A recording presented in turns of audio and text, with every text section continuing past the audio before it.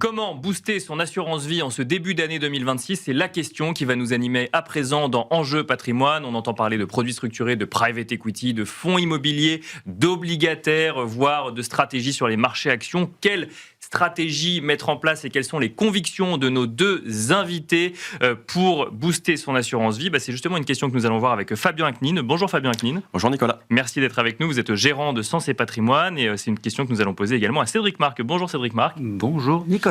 Vous êtes gérant de Patrimonio Finance. On va peut-être commencer avec vous, Fabien, si on veut booster son contrat d'assurance vie en ce début d'année 2026 face au contexte de marché que nous connaissons, actions, obligataires ou autres. Quelles sont les convictions que vous avez ? Vous, je n'ai pas parlé des métaux précieux, mais c'est peut-être aussi un sujet qu'on abordera ensemble. Quelles sont les convictions que vous avez en ce début d'année ? Alors, pour booster le contrat d'assurance vie, il faut quand même avoir une part où on limite le risque. D'accord. Et ça, pour moi, on va l'avoir avec les obligations. D'accord. Les obligations d'entreprise qui vont quand même générer de la performance avec le contexte actuel de taux plus haut que par le passé, tout en ayant une volatilité, donc un risque limité. D'accord. Donc ça, c'est la première brique, je dirais, de cœur de portefeuille. Obligation quoi ? Investment grade Les deux, un peu de tout. Investment grade, high yield aussi. D'accord. Sur du diversifié, on a des fonds qui marchent bien et qui cumulent les deux approches. Quand vous dites diversifié, ça veut dire qu'on va autant en Europe qu'aux États-Unis. Et Absolument. l'idée, c'est d'avoir un peu ça en fond de portefeuille pour aller chercher de la performance et en même temps limiter la volatilité. Exactement, ouais. Donc, tout secteur confondu. Ça peut être de l'industrie, de la tech, de la finance, et toutes zones géographiques aussi, pour aller chercher les opportunités là où elles se trouvent. Ça permet de limiter le risque, et aussi aujourd'hui, le contexte, c'est que les marchés actions sont un peu hauts. Et donc, si on a des marchés actions qui baissent, notamment une baisse assez forte, ça permet aussi de pouvoir re-rentrer un peu plus à des prix plus attractifs sur les actions. Donc on se laisse une petite poche, je dirais, pour pouvoir intervenir si on voit une correction assez forte des marchés actions. Ça peut être ça aussi l'intérêt, d'avoir une brique obligataire. Donc première conviction de 2026, c'est plutôt les obligations que les actions, ou c'est pas exactement ça ? C'est d'abord les obligations et ensuite on ira voir une petite partie. D'accord. Alors moi je me suis dit, pour un profil dynamique investi sur du long terme, on peut se dire 25% d'obligations. D'accord, ok. Voilà.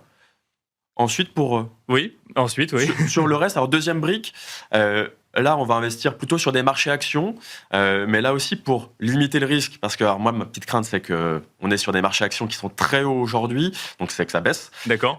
C'est une crainte que vous aviez aussi en fin d'année 2025 et que vous avez encore plus en début 2026 ? C'est une crainte un peu de long terme C'est une crainte depuis quelques temps, on voit les marchés actions qui, à chaque fois, continuent de monter alors qu'on pense que ça va baisser. D'accord. Malgré le contexte qui peut être assez incertain. D'un point de vue politique, d'un point de vue en termes d'endettement des États, d'un point de vue géopolitique, les droits de douane avec le président américain Bien qu'on sûr. connaît, qui multiplie les volte-face. face à la Cour suprême. Et donc, vous y allez quand même sur ces marchés actions, oui, de manière très diversifiée aussi ? Il faut y aller pour aller chercher de la performance. On ne peut pas aujourd'hui se passer des marchés actions, mais il ne faut pas le faire n'importe comment.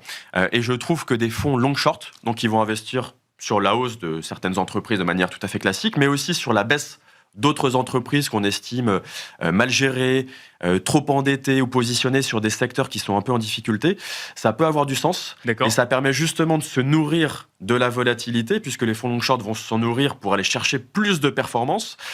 Et ça permet aussi de se protéger, au moins partiellement, d'une baisse des marchés actions.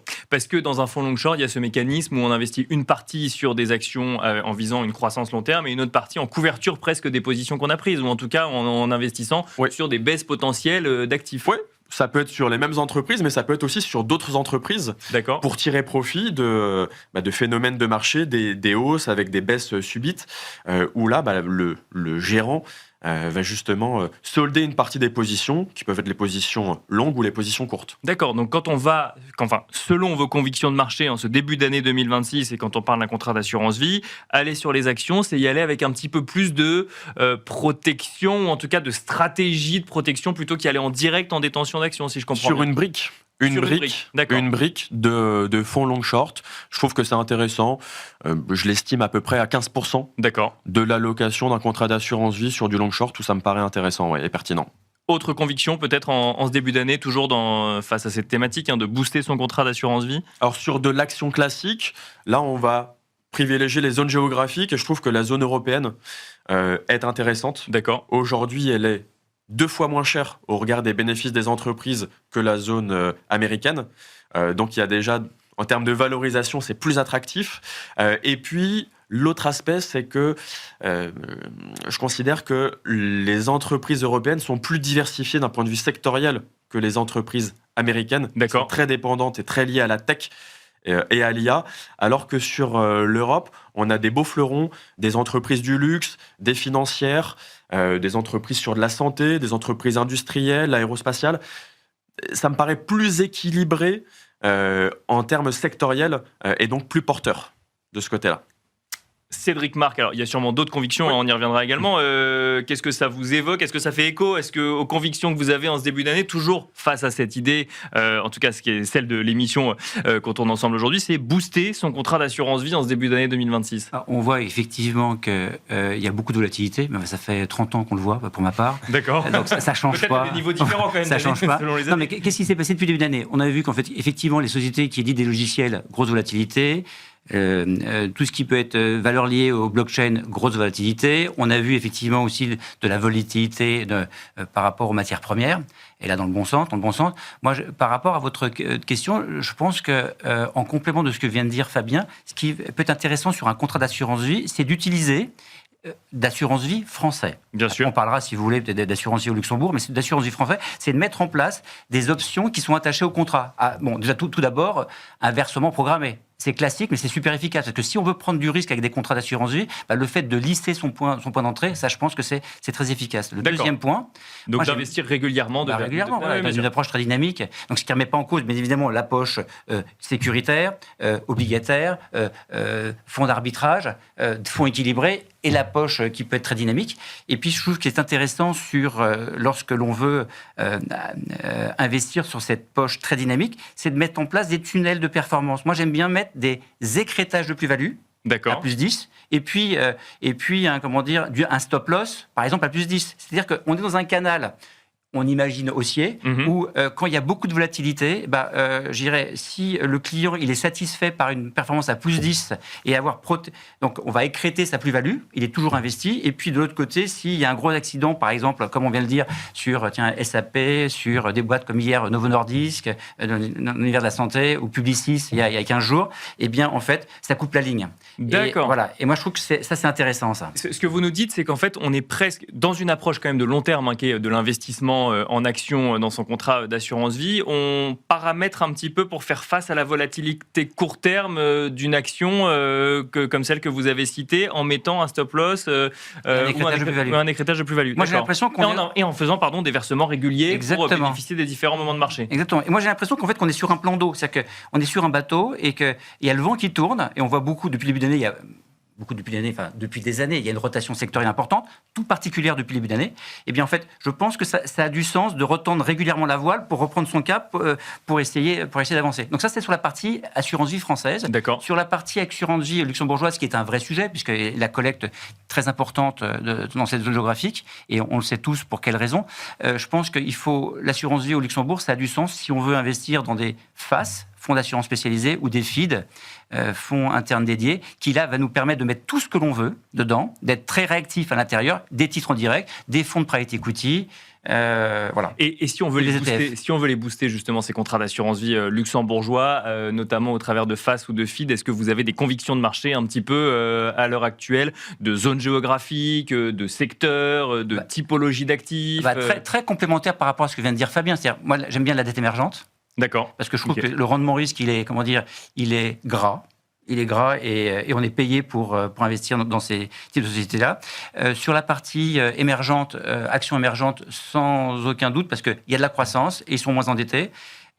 Actions scandinaves, pourquoi? Parce que forte croissance, capacité, je dirais, de baisser la monnaie comme ce sont des boîtes qui sont exportatrices, pour pouvoir gagner en part de marché. Donc les banques centrales, elles sont capables de faire baisser la monnaie. Et puis, comme toujours, secteur de la souveraineté au sens large, et tout particulièrement le secteur de la défense. On n'a pas parlé de métaux précieux encore, Fabien Aknin. Qu'est-ce qu'on fait des métaux précieux? J'entends chaque semaine un discours différent sur l'or et l'argent. Un coup, on me dit que c'était trop, qu'il était évident que ça allait retracer. D'autres me montrent des études de grandes banques internationales qui s'attendent à ce que l'or arrive à 6 000 $ à la fin de l'année. Quelle est votre conviction, vous, en ce début d'année?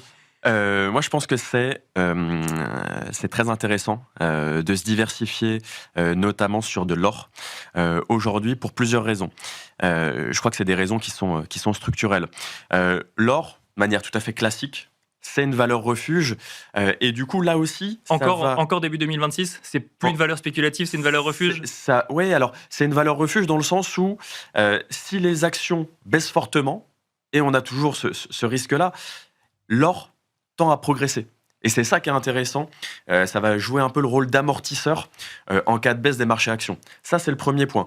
Ensuite, on a, je pense, une tendance structurelle et qui me fait dire qu'il y a encore du potentiel de hausse malgré la forte hausse qu'on a connue sur le cours de l'or. Alors moi, ce que j'aime bien investir pour mes clients, c'est sur des sociétés minières qui font de l'extraction d'or. D'accord, elles sont sur l'activité économique d'extraction. D'accord. Voilà, c'est là où on touche on est le plus proche et on prend la performance de l'or avec un effet encore décuplé par rapport au cours de l'or. Pourquoi c'est intéressant pour moi d'investir sur l'or?